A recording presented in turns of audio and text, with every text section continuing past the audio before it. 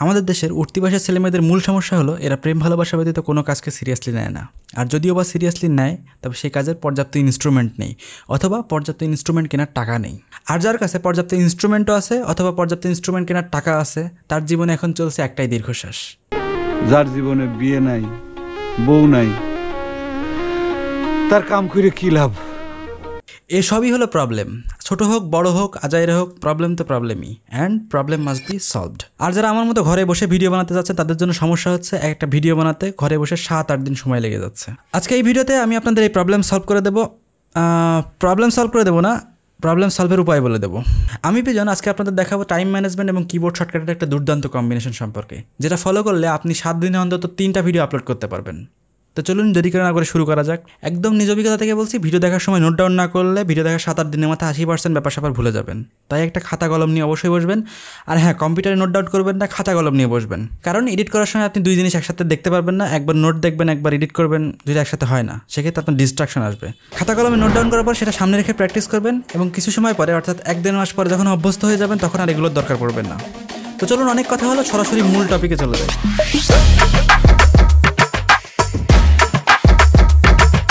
Video যেহেতু মোটামুটি quality সম্পন্নভাবে বানানো শুরু করেছেন, সেহেতু অলরেডি আপনি বুঝে গেছেন যে ভিডিও বানানোর বিভিন্ন ছোটো ছোটো স্টেপ, যেমন script, A roll, B roll, music, editing, এগুলো কত গুরুত্বপূর্ণ জিনিস।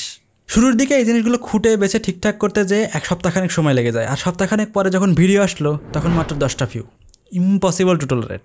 তবে কি আমরা কোয়ালিটি থেকে কোয়ান্টিটিতে বেশি মনোযোগ দেবো? No way. স্ক্রিপ্ট লিখুন, কিন্তু 3টা। একবার ব্যাচ আকারে ভিডিও তৈরি করুন, একবারে 3টা করে।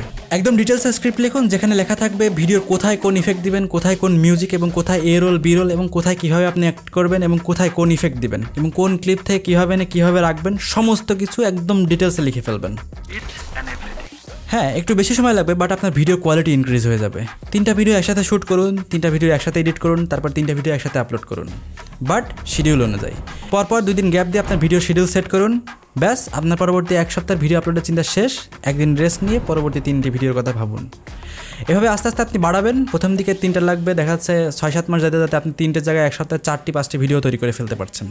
ভিডিও বানানোর সময় একটা সিকোয়েন্স ফলো করবেন। একবার এ রোল, একবার বি রোল, একবার ট্রানজিশন, একবার আবার ঘুরে এসে মিউজিক, আবার মাঝে একটু যে বি রোল ঠিক করছেন। It will slow down your work. যেটা করবেন সেটা প্রথমে হচ্ছে এ রোলের ক্লিপগুলো বসিয়ে নেবেন, then B roll, then colour, then effect, transition, and সবার শেষে হচ্ছে অডিও। একই স্টুডিওতে একই জায়গায় বসে স্পিচ ডেলিভার করুন।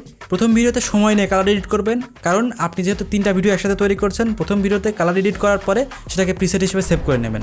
ব্যাস, জাস্ট চিন্তা করুন আপনার একবার কষ্ট করে তৈরি করা কালার প্রিসেটটি পরবর্তী 2টা ভিডিওতে জাস্ট 1 ক্লিকে আপনার ভিডিওর কালার এনভায়রনমেন্ট চেঞ্জ করে দেবে।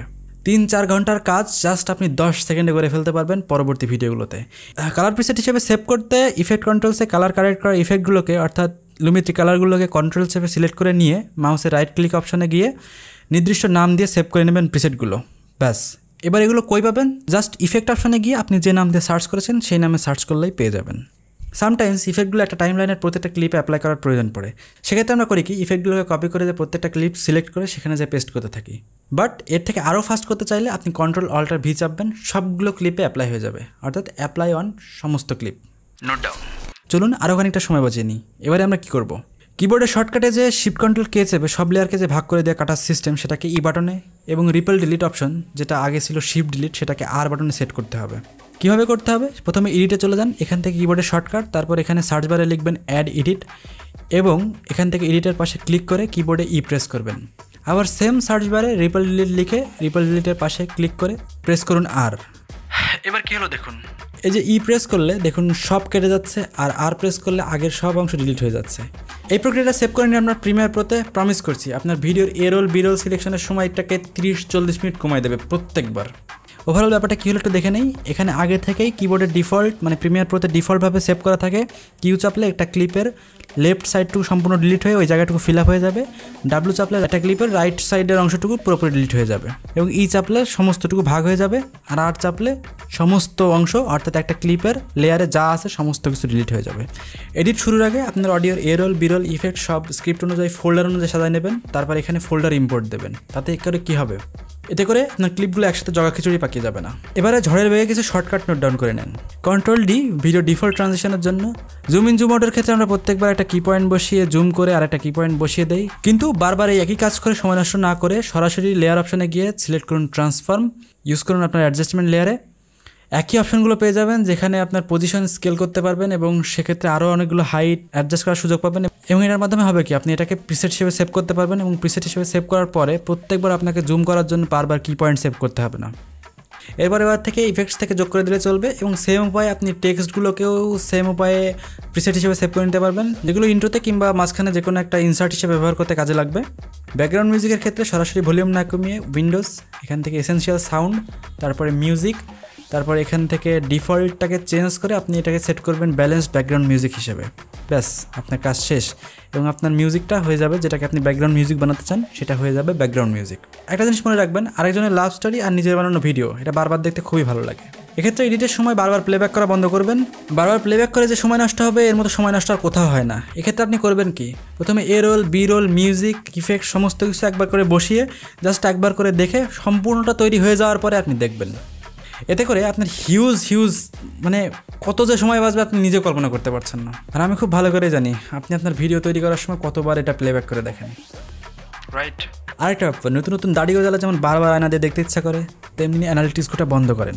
কিছু কিছু ক্ষেত্রে এক্সপেক্টেড ভিউ এবং নতুন কমেন্ট আসলে বেশ ভালো লাগবে, বাট ম্যাক্সিমাম ক্ষেত্রে নতুনদের ক্ষেত্রে হবে কি যে এক্সপেক্টেড ভিউ আসবে না প্লাস কমেন্টও আসবে না, সেক্ষেত্রে ব্যাপারটা বেশ ফ্রাস্ট্রেটেড হবে। তাই অ্যানালিটিক্স ঘোটা বন্ধ করে দেন, কারণ অনেক সময় দেখা যাচ্ছে এই ফ্রাস্ট্রেশনের কারণে ভিডিও বানানোই বন্ধ হয়ে যেতে পারে। কোনো জিনিস লেগে না থাকলে হয় না, আর ভিডিও বানানো খুব একটা সহজ কাজ না, লেগে থাকাটাই মূল বিষয়। আর সবার শেষে থাম্বনেইলে বেচাকারে 3টা করে বানান, আর থাম্বনেইল বানানোর সময় খেয়াল রাখবেন যেন আপনার কালার কোড ঠিক থাকে। সেক্ষেত্রে আলাদা আলাদা থাম্বনেইলে আপনার চেহারা কিংবা বিষয়বস্তু ভিন্ন হতে পারে, তবে টেক্সটের যে কালার সেটা একই রাখার চেষ্টা করবেন, যাতে করে সাবকনশিয়াস মাইন্ডে কেউ আপনার ভিডিও স্ক্রোল করে যাওয়ার সময় যেন বুঝতে পারে যেটা আপনার ভিডিও। আর সে যদি আপনার ফ্যান হয় তাহলে অবশ্যই আপসা করে দেখেই বোঝা যাবে যে আপনার ভিডিও নতুন পাবলিশ হয়েছে। আর মনে রাখবেন, এই যে এত কথা বললাম, এই সমস্তগুলোই হলো এক একটা problem. And problem solving skill is the only skill যেটা আপনাকে 0 থেকে প্রো লেভেলে পৌঁছাতে সাহায্য করবে। Mind it, only skill.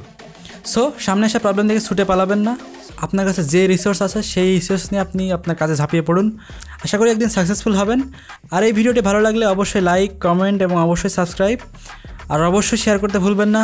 দেখা হচ্ছে পরে কোনো ভিডিওতে। টিল দেন পিজন স্কেয়ারের সাথেই থাকুন। আল্লাহ হাফেজ।